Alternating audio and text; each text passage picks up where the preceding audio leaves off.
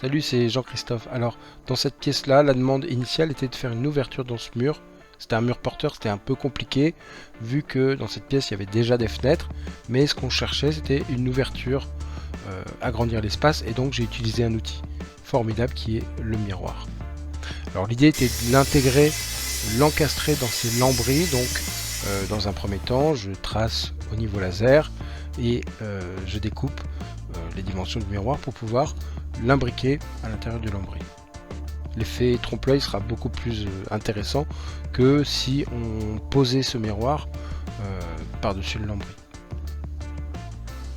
Ici un outil qui est pratique, c'est une petite scie vibrante qui permet de découper les angles.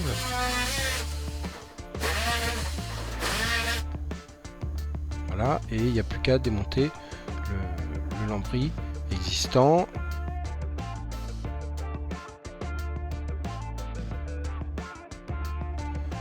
On découpe les tasseaux qui n'ont plus d'utilité.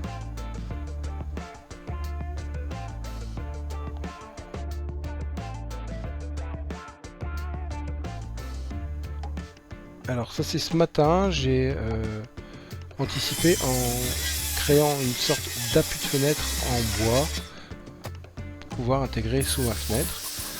Cet appui de fenêtre, donc il est poncé pour faire comme si c'était, en fait, l'idée c'est que ça ressemble à du béton. Donc je l'use un petit peu à la ponceuse à disque, je le peins en gris. Et ensuite je projette avec une brosse à dents un mouchetage de peinture noire. Je découpe les angles pour pouvoir l'encastrer à son emplacement dans la fenêtre. Ensuite je le visse dans les tasseaux sur le bout des tasseaux qui restent. Je le colle aussi. Et ici on prépare un éclairage, donc c'est un ruban de LED et on essaie d'encastrer le fil derrière le lambris. On positionne les miroirs, donc c'est des miroirs tout faits, on en a acheté deux pour créer cet effet fenêtre. Et ensuite on va clone par close. Alors si votre sœur est trop petite, vous en prenez quelqu'un d'autre, ou alors vous la mettez sur une chaise. C'est beaucoup plus pratique pour tenir le tasseau. Voilà la chaise. Et puis l'agrafeuse, c'est un outil qui est super. On gagne énormément de temps pour fixer ce cadre. Voilà, avec l'éclairage allumé.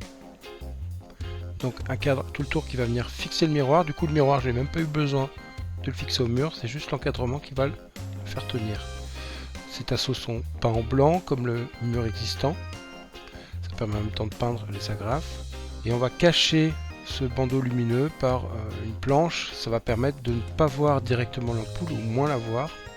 Et ça va beaucoup mieux diffuser la lumière. Parce que on a hésité, mais ce qu'on voulait pas, c'était que ça fasse un peu fête foraine, ça fasse guirlande.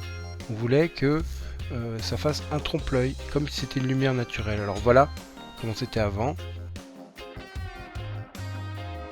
Voilà ce que ça donne maintenant.